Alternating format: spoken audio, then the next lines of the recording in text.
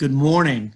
My name is Brian Hazard with the Virginia Wrestling Association, and you are back with the Quarantine Conversations with Virginia College Coaches. Today, we are fortunate to have one of our leaders of the sport, Jesse Castro from Liberty University.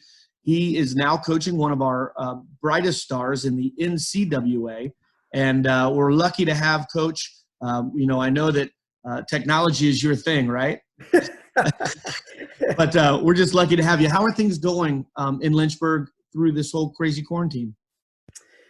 Well, things are quiet, obviously, Brian, as they are across the country. We're trying to abide by our governor's ruling here, struggling with that. I mean, you know, as well as I do, that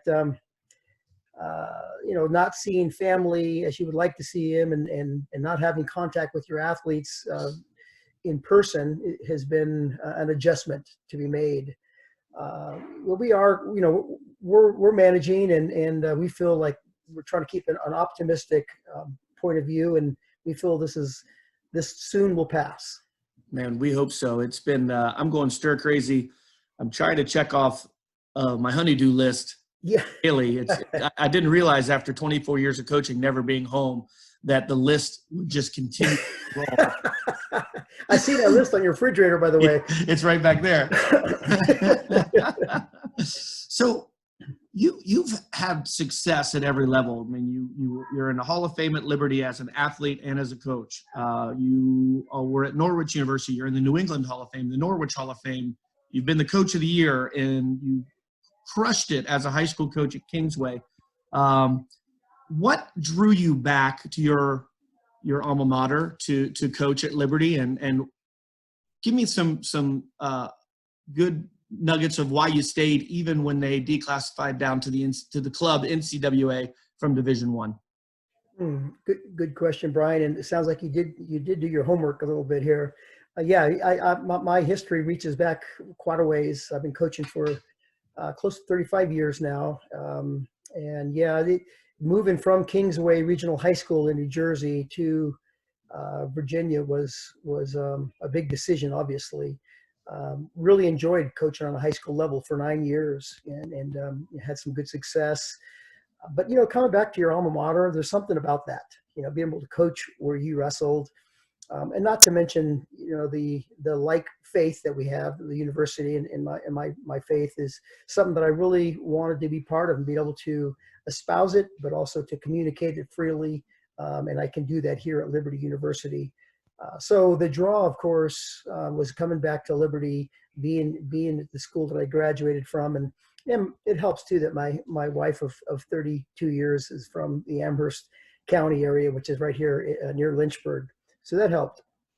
But coming back here, starting a program from scratch, literally a Division I program, and in 5 years, having success, and qualifying 24 to the NCAA Division I Nationals, and doing well academically. And we felt like we were on the road to break through.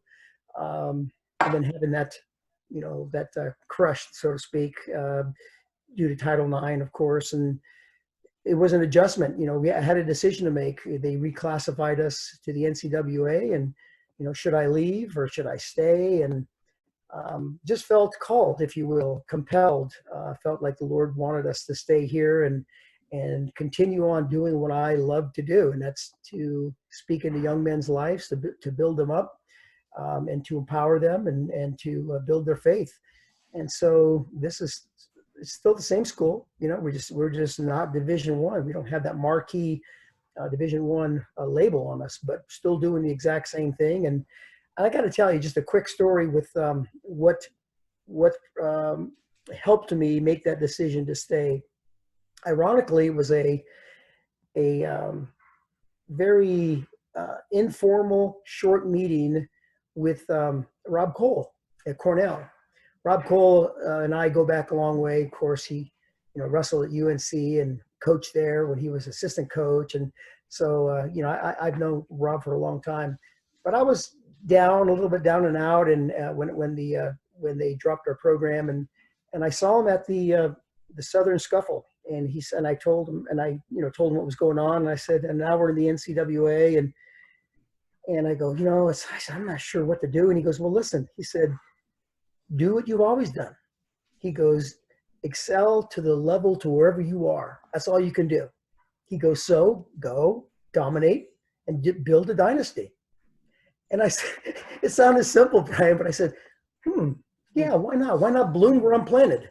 Sure. So that's pretty much, it was the precipice, if you will, to where I made the decision saying, wow, that's right. I'm going to bloom where I'm planted, and I'm just going to try to do the best I can. And so here we are.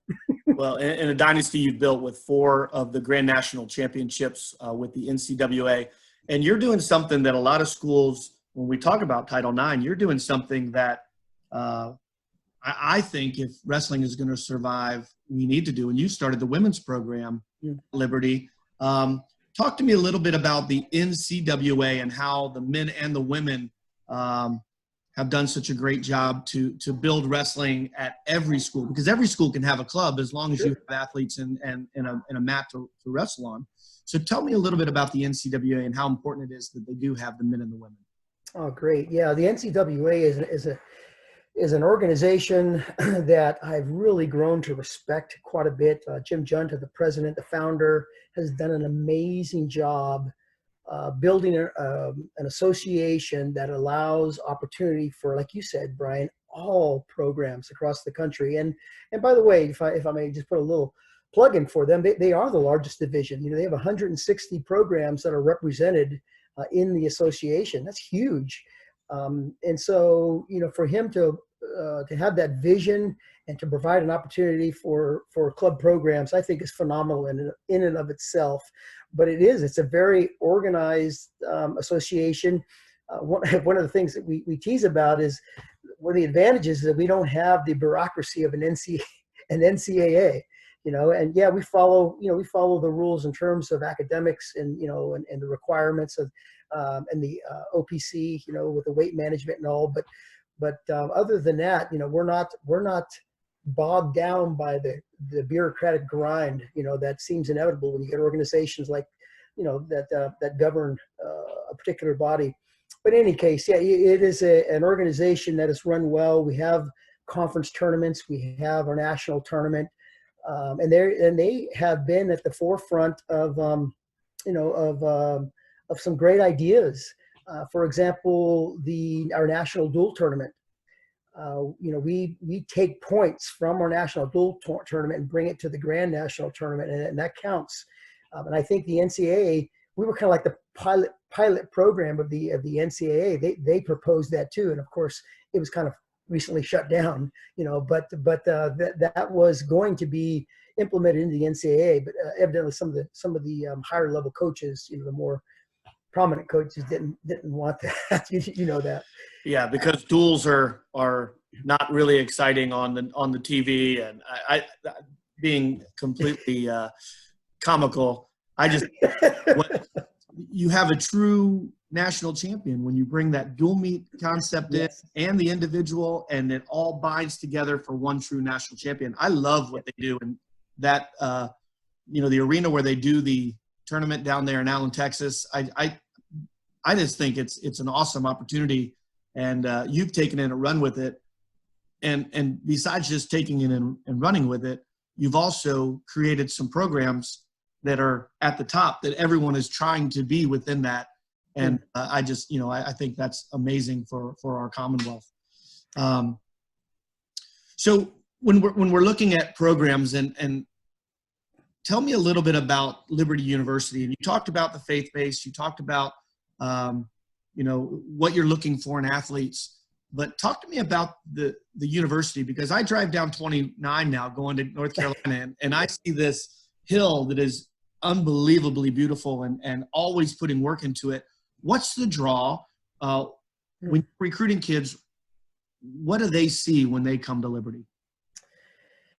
Well, that's a loaded question because I'm seeing it from a perspective over the course of 40-something years, because I was a student there in 1976 as a freshman, Brian, and I have to tell you that on that hill that you drive by was literally nothing. It was a farm.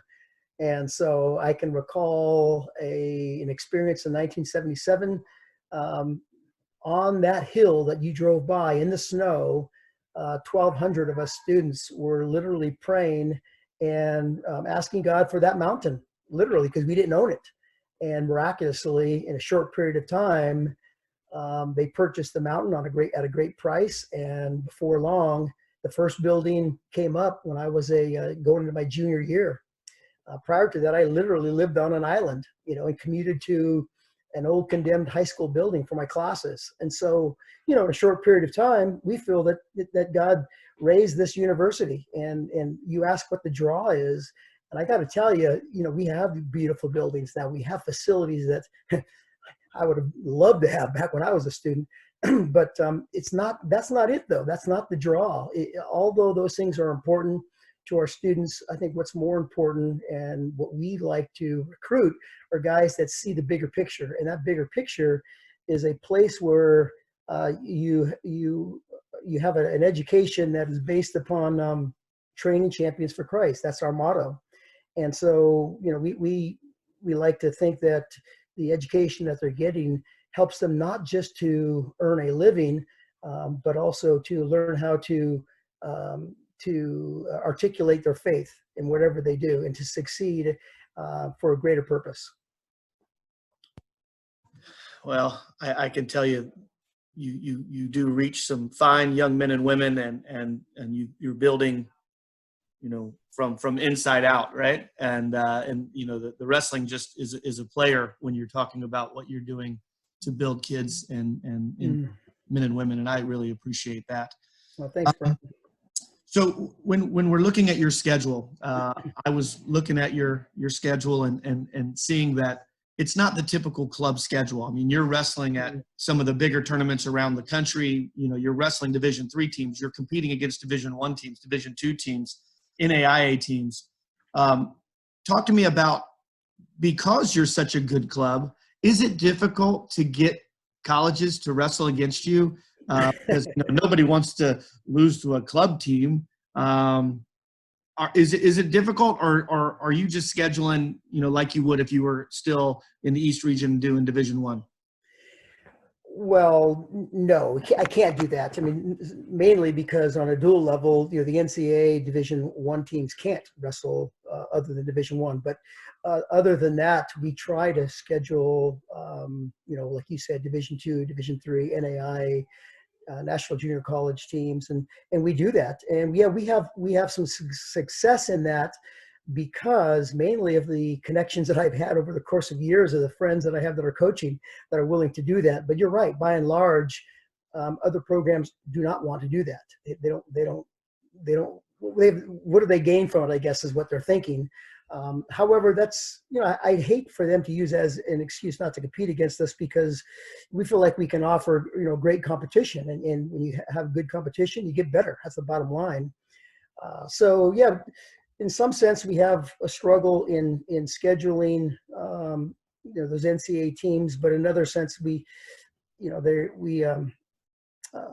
allowed to do that because, they see, a lot of coaches see the big picture that, yeah, hey, this is a program that's like any other program. That's just a label, NCWA, NCAA. The fact of the matter is they've got good competitors, so let's compete against them. So we found that to be refreshing, if you will. But I have to give kudos to our club sports department, to be honest with you. You're right. We compete like any other program. We don't necessarily adhere to that word club because of the connotations that are associated with it. We feel like we're a team, just like any other team.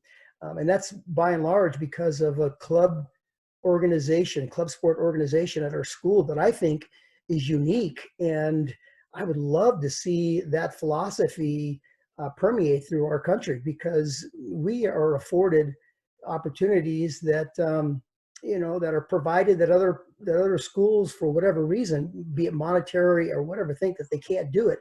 But the bottom line is, this club sport organization is run like any other NCAA program. I know that just through experience. You're right. I've coached at high school. I've coached at Division III. I've coached Division II. coached Division I, and wrestled NAIA. So I've wrestled been associated with every division. I will tell you that this is second to none, this department. They support us financially. They support us in every way you can imagine. And I think that the benefit that the school derives from it is they're seeing it. And I think that I think that the foresight, the vision of our university is unique, and it's paying off. I would love, like I said, I'd love to see other programs and other universities grasp onto it. And, the western part of Virginia, the central and western part of Virginia is really just crushing it right now with universities who are starting Division III programs, NAIA programs, and club programs. I would love, and I talked to our executive director last night, I talked to Jack Harcourt with VAWA about maybe creating and bringing back the Virginia State tournament. Oh, wow. Bringing in, kind of, I don't know about the Division I teams that they would be willing to do it, but creating another state tournament, because I mean, you have 7 Division III teams, an NAIA's team, you have 2 crazy good clubs plus a few others, that I think that could be a highly competitive tournament, and there could be some bragging rights in the state, and we can move it down that 81-29 corridor and make a big deal. So I like your vision. We're trying, and I think so many times we worry about the revenue, just like college teams, but we want to give that opportunity for kids to be able to compete, men and women, and I think that's the future. So final question. And I've asked this of all the coaches who I've interviewed over the last week and a half.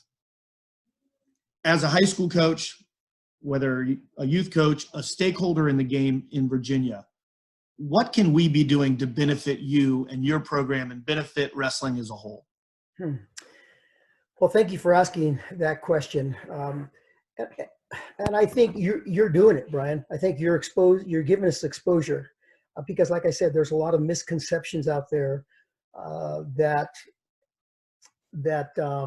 are not based on reality, and that is that it's just a club sport. It's a club team.